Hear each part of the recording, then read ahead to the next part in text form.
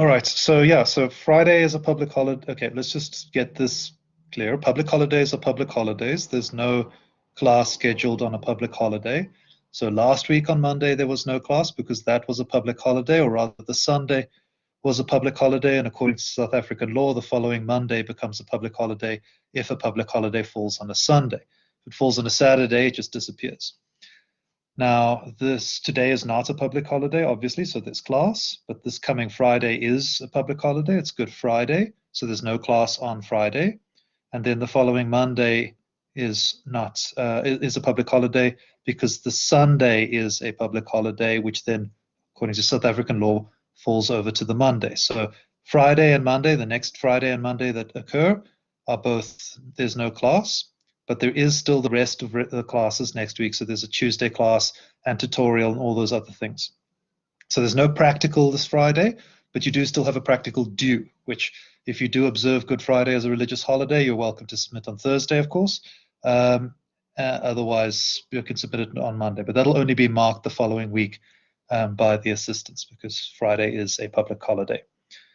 So yeah, so just to be clear, there is class this week except Friday. There is class next week except Monday. And that's where we're at. So let's continue.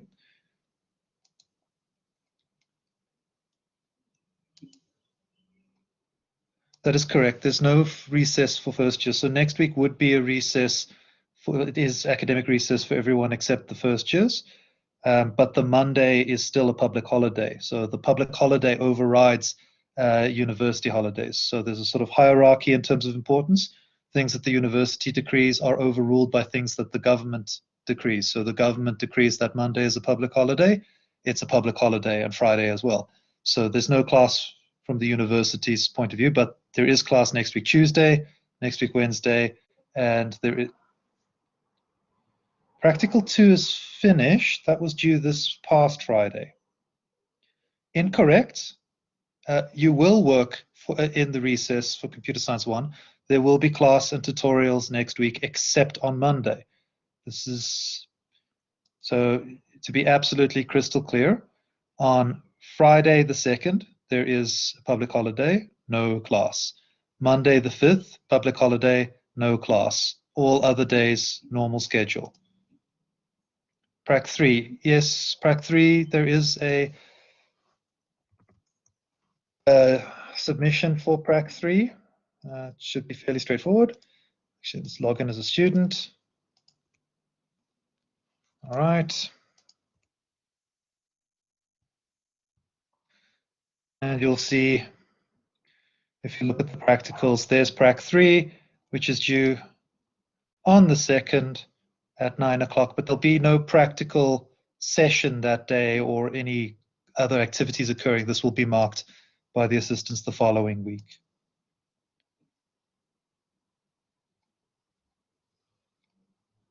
Oh, sorry, thank you. I thought I had started sharing it, but it hadn't kicked in. Thanks for bringing that to my attention. Why did that not work? Let's try again. Okay, that looks better. Do not contact tutors via email. You absolutely may not email the tutors. Tutors must be contacted via Discord, either through the Virtual Assistance Lab. If you take a look in the Computer Science 1A channel, you will see that you can ask questions there, as well as in the Computer Science 1A server, which is dedicated to Computer Science 1. You can ask questions there of your assistants. You do not email assistants directly, absolutely not. Is computer science difficult? Computer science is like learning any other skill, and you've been doing it for a couple of weeks now, so you should be able to form your own opinion. But it's difficult if you are unused to it. So it's like getting fit or learning how to dance or learning any other skill. It'll be very difficult at first, and then it will suddenly get easy. But if you don't work at it consistently, it will never get easier, right? So it's your responsibility as a student to keep working at Computer Science 1 and doing the assessments on the VPL, which are good for practice, as well as it's your responsibility as a student to watch the videos that are made available to you and to work through the as I said, the VPL exercises, and work through any other examples that are done in tutorials and so on. Yes, computer science, 100% is possible for computer science. In fact, 100% is still possible for you, even if you haven't done the first 3 practicals or anything like that, because you can make up for the marks in the weekly assignments by doing VPL assignments. That's a great question. So during the tutorials this week and next week, we're going to work through past papers in reverse chronological order. So tomorrow we'll work through the main paper for semester test 1 and the SSA for semester test 1. And then in the next tutorial, we'll work through probably the special SSA and so on and so forth. So every tutorial for the next 2 weeks is actually going to be different because we'll be working on different tests. So it's worth watching all of them. So I heard trouble with creating those. You are having trouble with them? Well, then please ask for help. However, the forum for asking for assistance is Discord, or you can send an email. I can't give you a tutorial on how to work on the VPL during class. So please make use of the resources that are made available to you. So there will, in terms of a new practical being issued, I'll have to talk with Dr. DeToy about that. He runs the regular practicals, I run the VPL practicals. So we'll check on that when the next one is due. The VPL practicals you could work on them whenever you want, and we'll close the VPL system in the last week of the semester. But it makes sense to work on the VPL assignments now because they match your practicals. They're named so that you can see which practical they work on. Okay, are they compulsory? No, they're not compulsory, but they can supplement your marks. So if you don't get 100% and you didn't do the VPL assignments, then you've got no one to blame but yourself. And all of these things, where you can find them and how to access them, it's all been covered in class. So you're all revealing that you aren't watching the videos for the tutorials and the orientation lectures. All of those things showed you how to access that stuff. So it's your absolute responsibility to keep up to date with that. Okay, so please email me if you say your VPL password doesn't work. There are a couple of people who are registered late who didn't get a password assigned, but most of the people are just trying to do something like log on with their normal password on the VPL system. So please contact me, send me an email, and I will see if you're one of the few people, and it's like 5 people who are registered late who don't have a password. Everyone else has access. And the current assignment, no, you're welcome to submit it on Thursday. You don't have to submit it on Friday. In fact, it's always a bad idea to wait until the last minute to submit your assignment. No, please submit it on Thursday. You can't submit it after the deadline on Friday, but you're welcome to submit it before. Absolutely. These practicals should not take you a week. You get a week to do them as a courtesy, but the practice should take about, well, at this stage, this should take 3 hours or so for you to do, because at the end of the day, it builds up, well, they should take less than 3 hours. It builds up in complexity to what you would do in your second semester test and exam. And for those, you only have 3 hours. So you do not need an entire week to work on those things. We give it to you, as I said, as a courtesy. So please do your practical today, do it tomorrow. Don't wait until the end to submit it.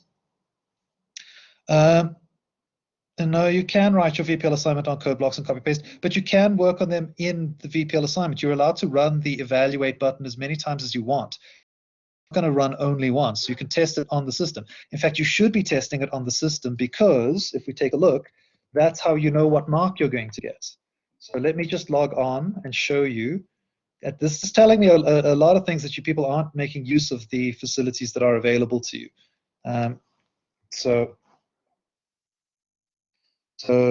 that is good that I know that, but it's bad that that's how you're treating the subject. So let's take a look. So let's say, for example, you were going to do the Hello World assignment, right? You go to Edit, you type code, right? And then you test it. You click on the Evaluate button, and it sends it off. I might need to re-add the thing, I don't know. Oh, nope, that worked fine. And it ran the test. There could be one to many individual tests that get run, and it says proposed grade 100 out of 100. So that's up to you to do it. Now, this is not solution to it, so don't just copy that, because the solution just hard codes the student number, and we could test your program then on different inputs, which would then fail. So there's no point in copying this answer, but that shows you the workflow. You can test your code as many times as you want, tweaking it, and then if you make a mistake, for example, then you won't get the marks, and you can correct your code. But you can test your program as many times as you want, and then if you get it wrong, it tells you that you got it wrong. All right, so this is not stuff you should be learning now for the first time. This is old stuff.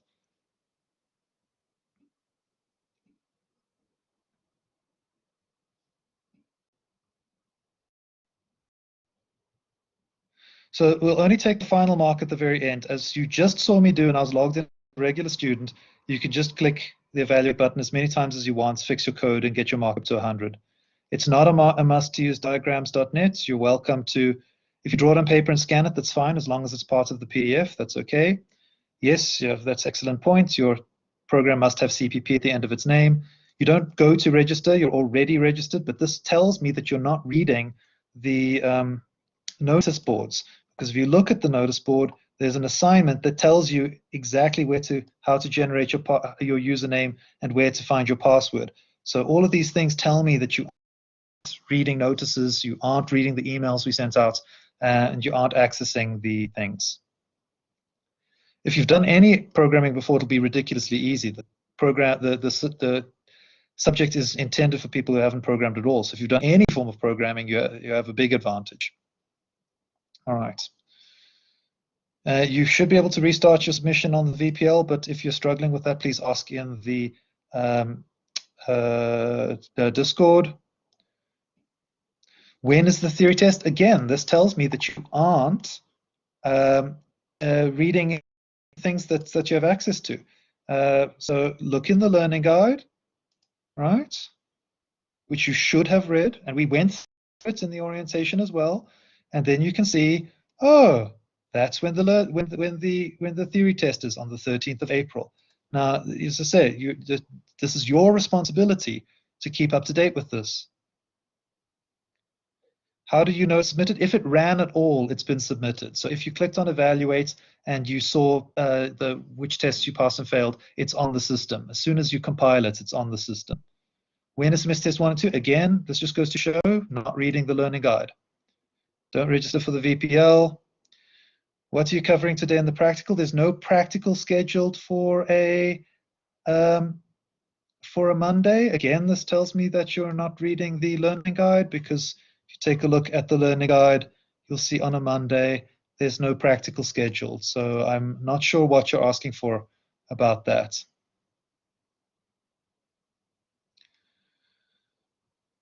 No, just again also tells me not reading the notices. So if you look at the notice board, this tells you how to generate your password. So the letters V, P, L, and a dot, and your student number. And then if you look under marks, and you look under VPL password, it's everything that's there except for the final /0, right? And that is your password. So in class now, we weren't supposed to be going through all of this stuff, which has been covered multiple times, but there were lots of questions.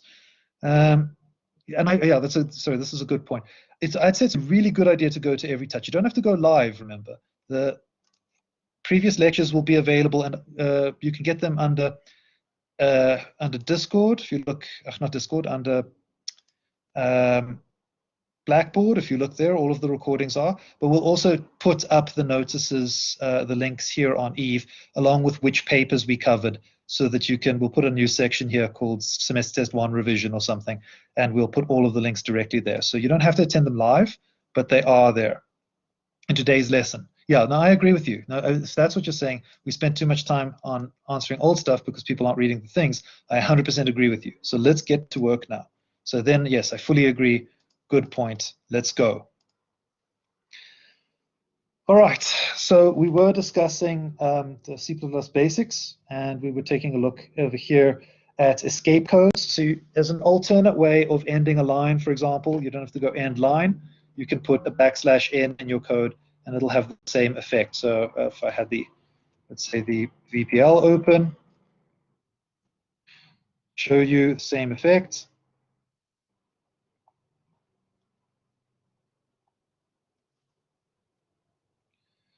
We do it in the code here. So normally we have an end of line marker with the IO manipulator endl, which is one way of ending a line, right? But we could just as easily rewrite the code so that instead of that, we make use of an escape code, which is a backslash, and for an end of line, it's an N. And if we save that and ran that, we'd see it had exactly the same effect of ending the line, right? There are subtle differences between the two, but nothing you need to worry about at this level. And if you need other things like tabs and backspaces and carriage returns and literal backslashes, so if you want a single backslash, you need to type 2 backslashes. Otherwise, it gets confused and thinks you're trying to escape the next character. Likewise, if you want a single quote or double quote, you can't just put those raw into your code because that will confuse the compiler. So if I try to put a double quote here, you can see it now thinks that the string ends over there. And if I try to compile it, you'll see that it will refuse to compile.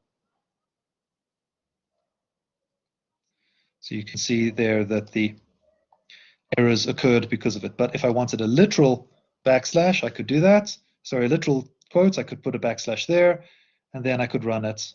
And you'll see now that the quote appears in the text itself. So all of those are basically the same idea as that. All right, so let's continue. So preprocessor directives, you've seen them quite a lot. The way in which we bring in libraries are called use preprocessor directives.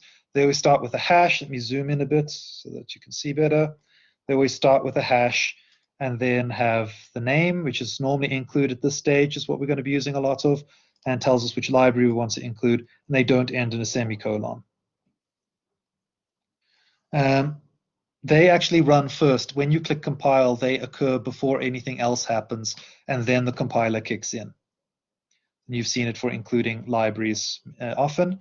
You've also seen bringing in namespaces. We'll create our own namespaces soon as well. But everything that comes with C++ starts out in the standard namespace. So that's what that is for. Bringing in the string data type. And you've seen the basic structure of the C++ program. And main is the entry point for your code, and you've seen that that runs first. So there's nothing more really to say there that you haven't seen before. You've also noticed, you've seen me do it, you've seen the assistants do it in the tutorials. When we find an error, we try and find the line in which the error occurred, try and see what we've typed and how it matches the rules of the language, see where that differs, and fixes our code so that it does match the rules of the language. And that's the process we keep following.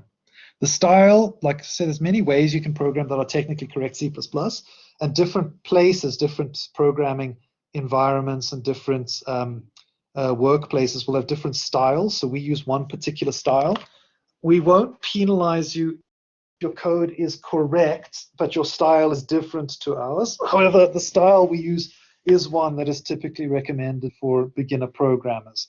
So if you ever are penalized for something that's just style and there's no other reason, like it's bad practice, like for example here, if we had an integer x but we didn't initialize it as something, that's not just a style issue, that's could potentially be a bug in the program. So that we would penalize. But any other little thing we wouldn't penalize. And white space, as you've seen before, doesn't affect the meaning of the program. I can do as many white spaces as I want and the code will still work. But whatever that might be, still the program is still, now I've changed it. But if I did something like put a white space in there, that's obviously going to break the code because now it is no longer valid C++ because I've now broken the rules of the language. So white space matters except where it splits something up. You've seen the braces, which delimit a sequence of statements. You've seen the semicolons, which end off each statement. And you've seen commas that sometimes separate lists. You'll see a lot more of them when we do functions. And semantics refers to the rules of the program and of the language that you're in. So basically, you can write a program that's correct and compiles, but doesn't do what it's supposed to do. It's semantically incorrect, so it's still wrong. But obviously, if your code is incorrect and you don't even follow the rules of the language, it's not even a C++ program and it won't even compile. You've seen how we name, if you name your program, if your identifiers well, it helps you understand. So for example, you can see, even not seeing the rest of the code, that this is a constant and it indicates the number of centimeters per inch because the information is included in the name. So we strongly recommend that wherever possible, you name your thing so that the code is self-documenting. Likewise, we use the camel case style. So if you've got two words in a single identifier that's not a constant, you capitalize each word after the first word so that it's easier to see where the starts are. Other styles have underscores. Other styles have a beginning capital and inner capitals. Those are all okay. They're not the one we will use, but they do at least help you read the code. You've seen that we prompt the user to do things by using output statements before we take in our input. And you've seen that you can add comments and so on to help you understand the code when you're reading it again later, or to help other people understand your code. So that's ways in which your code can be documented. Yeah, so on and so forth. We use our style separately. So you can declare multiple things on one line. We'll typically not do it, but sometimes we might if it's very clear. You could squeeze your entire program, to be perfectly honest, on a single line, but that's a bad idea. It's hard to read. So the end result is that you want to make your code nice and readable. And it is possible to do that using styles different to the one that we use. Yeah, obviously your markers are human, and if you confuse them, then they can't give you the marks that you'd otherwise get because they're now confused. You might be able to argue for them later, but you might be making your life more difficult than it needs to be.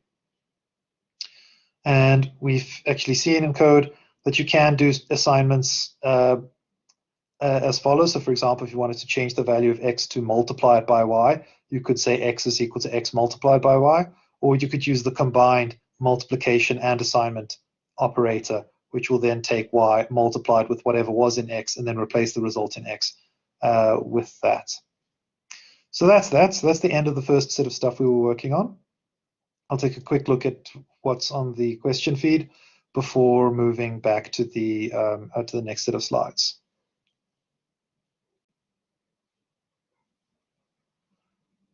Yeah, your email addresses always start off at defaulting to your student address.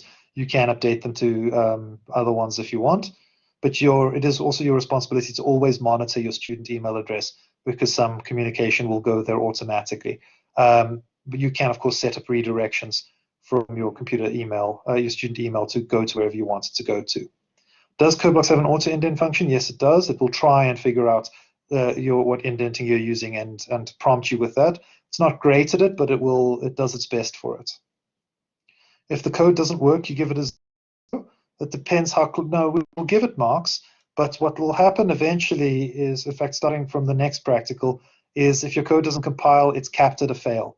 So you can get up to the maximum possible failing mark, but you can't pass if your code doesn't compile. Upper and lowercase are important in C++ in the sense that capital A and lowercase a aren't the same thing. And as you see, we use it in our style to make words readable. So C++ is known as a case-sensitive language. It is in the slides that we've covered already. If you have queries about timetables and ULink, please contact the Faculty of Science. No memos uploaded. There never are, but we will work through memos in the tutorials. So you will have access to some of the memos based on that. Okay, query that during time, so on and so forth. So let's see if there's any other ones. Okay, there's a good question here, which we can discuss. It's well on topic. So he's using the keyword or. It's actually technically not a keyword. In C++, its technical term is a trigram or diagram. In this case, it's a diagram because it's got 2 letters. It will work up until C++20, but they've actually disabled it in the most recent version of C++. So the double pipe symbol is the correct and best way to write OR. So this will work right up until the most modern version but it doesn't work in C++ 20 onwards? Very good question. I haven't been able to find these slides either. Again, this tells me you're not making use of the things that are available to you. If you take a look and you go to lecture notes, and then you see, bam, there are the slides right there. So I don't know what to tell you. Will you write semester 1 on campus? No, it'll be completely online. So that's a great question. The semester 1 will be online. Good question. Nope, you can't ask about practical 2 here. This has actually been covered in this set of slides that the BODMAS or PEDMAS rules for order of operations does apply. So that was covered in these slides. There isn't a difference as far as C++ is concerned. As long as you're consistent, you won't lose any marks. We happen to use the camel case method of alternating words, have their first letter is uppercase. But if you want to use underscores and you're consistent with it, feel free. As long as your code is readable, you won't lose marks. Okay, excellent. Let's continue.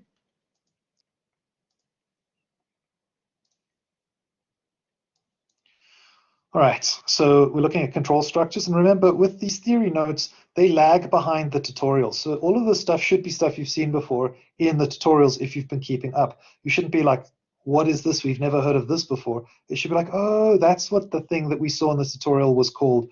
Or, you know, there's more details about the technique that we used. Not, I've never seen this before. You've seen all of this before. These are just the detailed notes about those things. So in any case, control structures. So we'll take a look at different kinds of control structures, look at how to relate things with the relational operators. So that's comparing stuff, greater than, less than, equal to, and so on.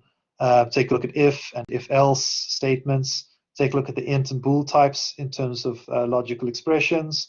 Look at the logical operators, which ties in with that other question we had about the OR diagram. And then take a look at how logical expressions are evaluated. You can see that the modern C++ string data type works perfectly well with relational operators.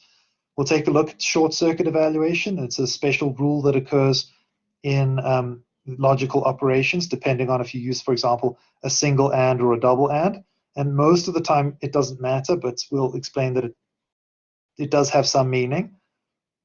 We'll take a look at the conditional operator, although we very rarely will use it. It does exist, and it can be useful sometimes, but it can be abused as well. It's basically like a shorthand for a one-line if statement, but it does have its uses. We won't go into too much detail about pseudocode since we've already covered that in our design lectures. Switch statements we've also covered in the tutorials, but again, we'll just finalize that. And then we'll take a look at the assert function. Now, that is one that we haven't actually used in any tutorial yet, but it's quite straightforward, and we will make a lot of use of it going forward. So you'll have lots of practice with it going forward. Technically, actually, despite what this textbook says, it's not actually a function, but we'll discuss that going forward. So as you've seen in programming, computers follow instructions basically in sequence most of the time, one instruction after the other. And at the C++ code level, that means one statement at a time. A statement is something that ends in a semicolon. You can make a decision. That's basically your if statements and branch. So you've seen that in the designs in the UML where you've got a diamond and the transitions from that diamond lead to new states that you haven't, new activities that you haven't seen before.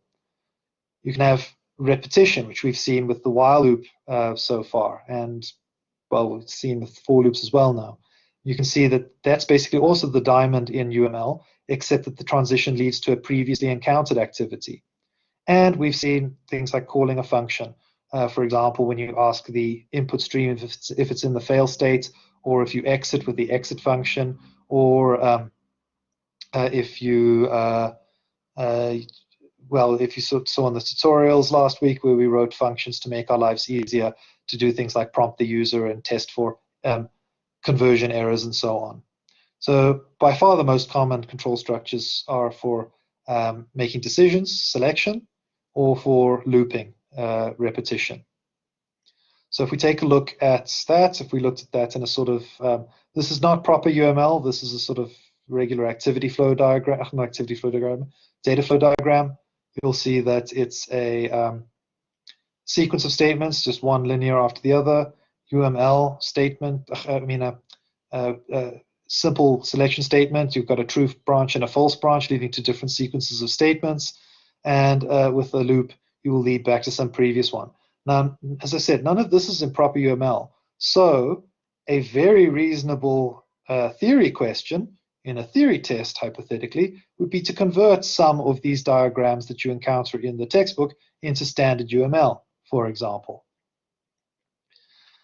An expression that evaluates, so if statements take an expression which must evaluate to true or false, and such expressions are called logical expressions. So it's something where you can say whether or not this thing is true. In order to generate logical values, you often need to compare things, and to do that you use relational operators. Equals equals for equality testing. Remember, we looked very carefully at the dangers of using this with real numbers. Not equal to, less than or equal to, greater than or equal to, and then any combination of those in compound statements with the other logical operators, which we'll look at later. So here's some examples of some expressions that are being evaluated and the resulting Boolean value, true or false. You can use logical operators to compare characters, which we've done a lot.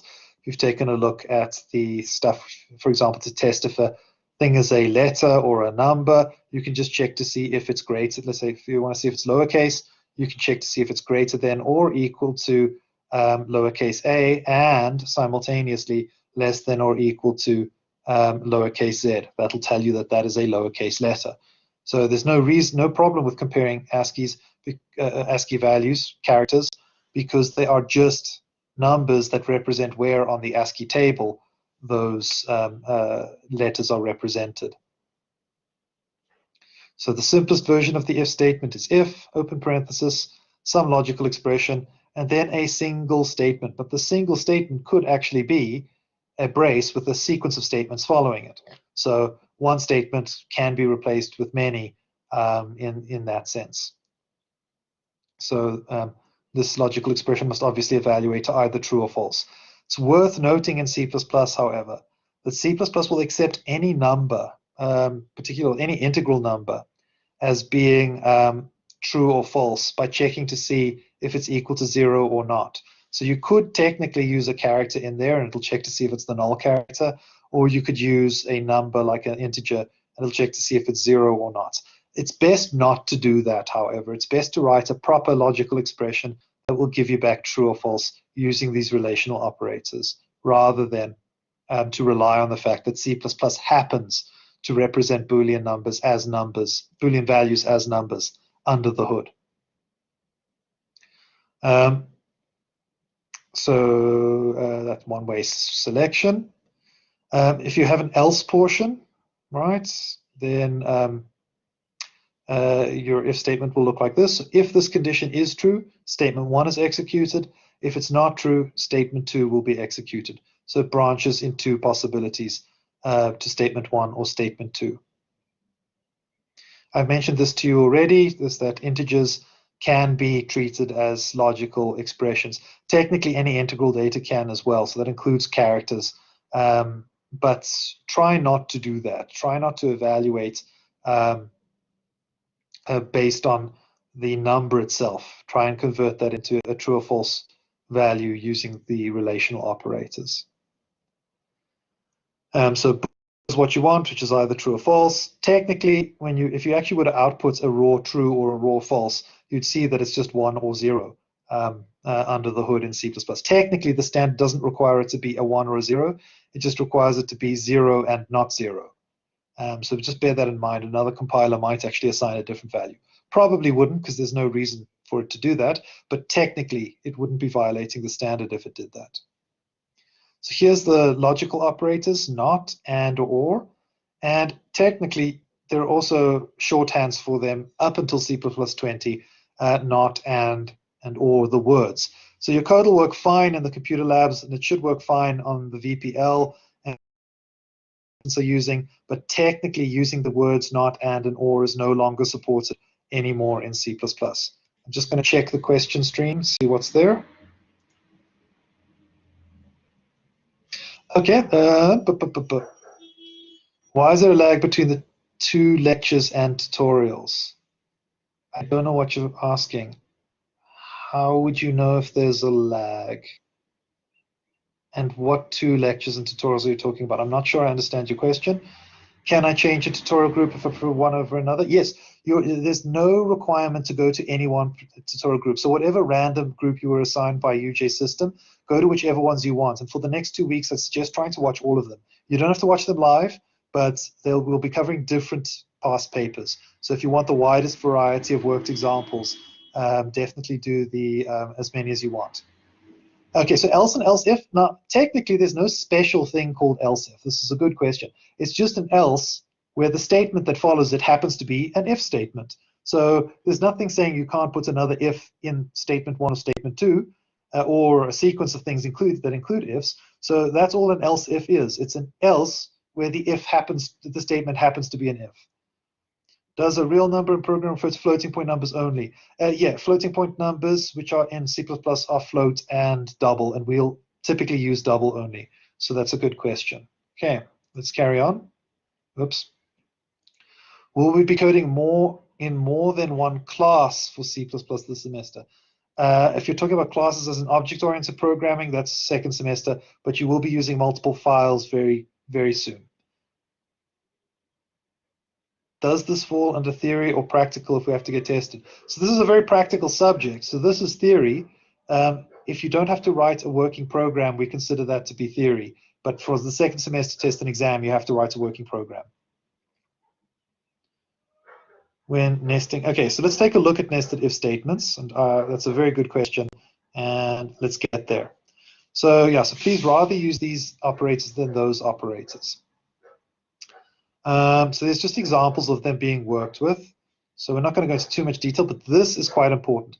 If you want to test more than one thing at a time, group them with either and or, depending on if you need them to be simultaneously true or only one or the other to be true. So for example, if you're testing, let's say, a range of letters to see if they are in alphabetically, you'd say if, let's say the character was just called C, if C is greater than or equal to lowercase a, and simultaneously C is less than or equal to lowercase z.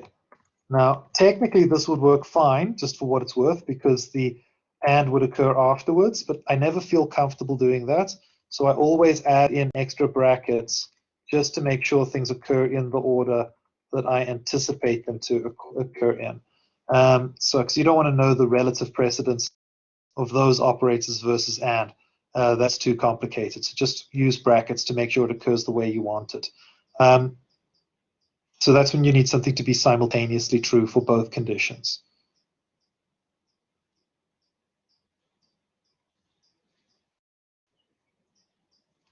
And then for the or operator, if you needed one or the other or both to be true, that's important. So you can work through these examples to make sure that you understand them, to see what the final result would be. So here's the unified order of precedence. You can see that the comparison operators are above the logical operators. So they would have evaluated first without those brackets, and it would have had the same meaning. But put the brackets in anyway. It's just easier to read if you don't have to memorize the precedence table for language. You just use the brackets to tell you what order things should happen in. So you can, yeah, if you do write sort of complicated things where you don't use brackets properly, then you need to know the order of precedence to evaluate those. So you can work through these examples to get there, but when you're writing your own code, I say don't do that. Just use brackets to make sure things occur at the right stage. Here you'd have to know the relative precedence of not and. You know that that is going to occur first because of the brackets, but whether this or the not will occur afterwards depends on that table. So don't force yourself to have to memorize the table. All right.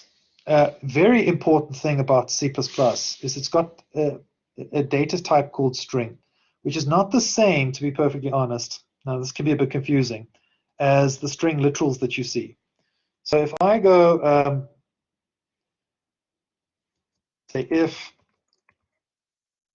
hello is greater than or equal to world, that's not actually super meaningful. What's going to happen here is C++ is going to load these letters into memory and those letters into memory, and it's going to compare the memory address of where the H is and where the W is and see if those two things relate to each other. So that's not really useful.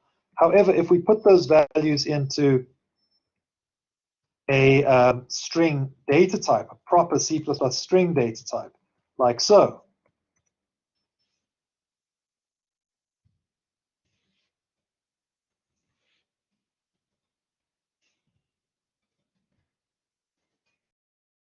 and then did something like comparing S1 and S2, what it's going to do then is it's going to actually compare them alphabetically, basically.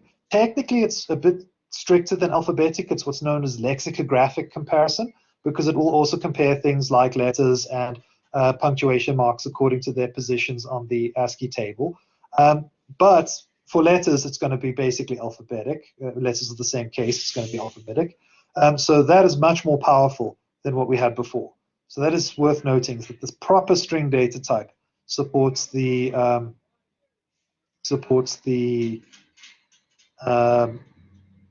comparison operators properly. So there you can work through these examples and then see that it works through it character by character and does a lexicographic comparison. So basic according to the character's position on the ASCII table. So bear in mind the difference between upper and lowercase ranges. But other than that, as we've seen for a very long time, you can sequence a bunch of statements with a block, and a block basically can count as a single statement, which is why you can do a whole sequence of statements in an if for the true or false portions if you want to.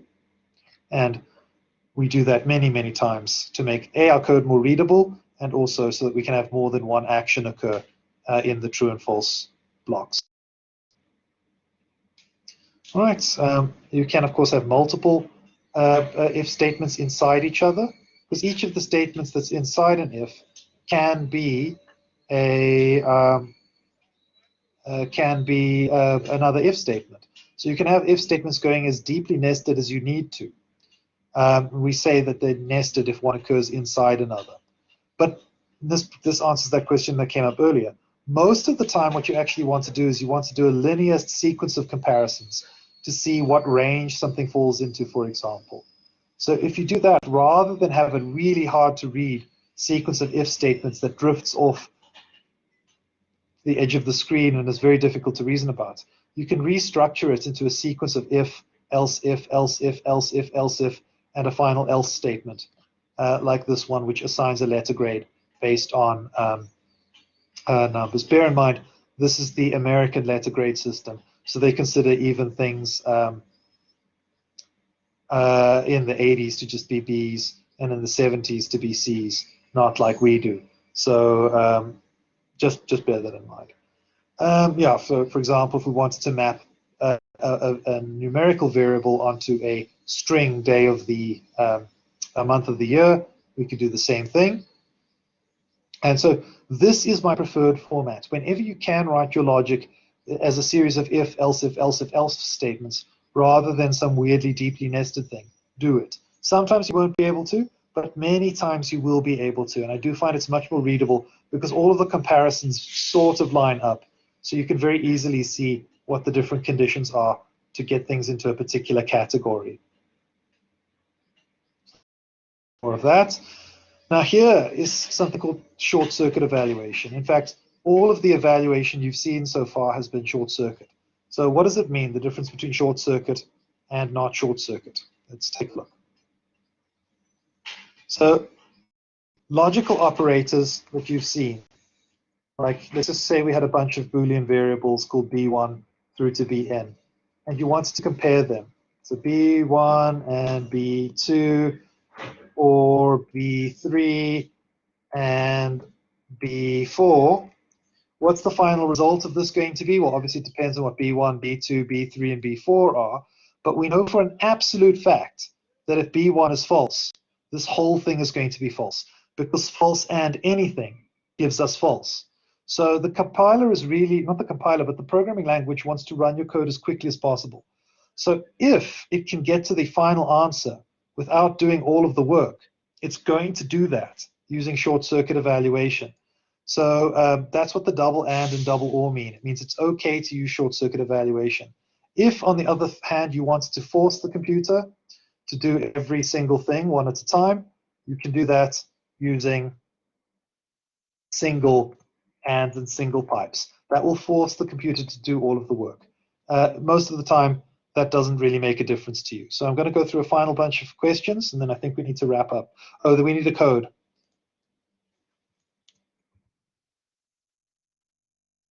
There's your code for people watching this late. Unfortunately, because they started your term so late, we have to move fast. You must go through this stuff in your own time, and if you have questions, ask them. That's your responsibility. This isn't like a live lecture. You have complete control over how often and at what speed you experience these things. You're welcome to watch this at half speed if you want, or watch it multiple times. That's in your control. And then you ask questions. That's what we're there for. And as I actually said out loud multiple times, the test is online. How large can the string be? It's just limited by your memory these days. So actually, technically, that might not be the case. It might be limited based on how big the length variable can be, in which case, I think if you're on a 64-bit system, it'll be a couple of billion characters big. That's actually a really good question. Is error handling compulsory? To the best of your abilities, you must handle errors as well as you can. So yes. Is there any difference between using two if statements consecutively and using if statement followed by an else? So the else, it's a good question. The else will actually stop as soon as it's so the if statements will actually stop if it's an else if, else if, else if, else if. It won't test any of the others if it's found a match. If you just have a bunch of linear if statements, it will definitely test every single condition. So if your code is logically correct, it won't make a difference. But if it's not, if you want to force the test to happen, then you can leave the else's out. You could, but it would be super weird. I don't know why you would do that, but you could technically multiply characters together. If you didn't catch the code, then go through the video and find it. This is not a live lecture with the person, so please take advantage of that fact. And you don't need it. Good points. You're in the lecture. Only people who are watching this later on YouTube need it. Can you use the switch statement instead of else if? You can, but with one condition. You can only use a switch statement if you're comparing one value. So you always say switch and then a single variable name, whatever your variable is called. It's not like an if statement where you can have, well, actually technically this could be an expression, but you're testing one single value, case whatever, case whatever. You're not testing long conditions in there. So if you need to do long, complicated logical tests, then you should be using a bunch of if statements. So very good question. Okay, so there have been some very good questions and some questions that make me worry that you aren't making use of the stuff that is available to you in terms of the different practice venues you have, in terms of the different question asking venues that you have, and in terms of the fact that this is a digital environment and you can rewatch things as much as you want. So please make use of those things that are at your disposal. All right, thank you very much. I'm going to end the recording now.